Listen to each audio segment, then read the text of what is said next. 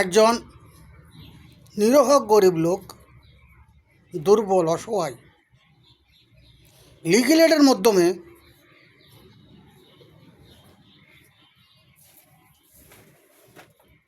Magistrate court, আমলি আদালত কর্তৃক কোনো অভিযোগ নিয়ে যদি দাঁড়ায়, তো এখানে দেখা যাচ্ছে কি ম্যাজিস্ট্রেট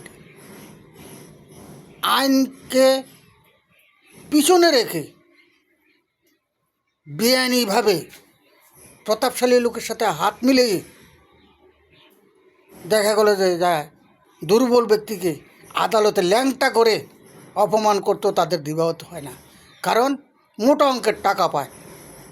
এই জন্য একজন ম্যাজিস্ট্রেট যদি আইন বিক্রি করে, সাধারণ লোক কী পাইল? আপনারই সেটার বিচার করুন।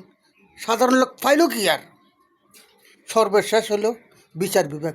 ওইখানেও সাধারণ লোকের কোনো স্বাধীনতাই নেই, আছে শুধু প্রসাদী। এটা আপনারাই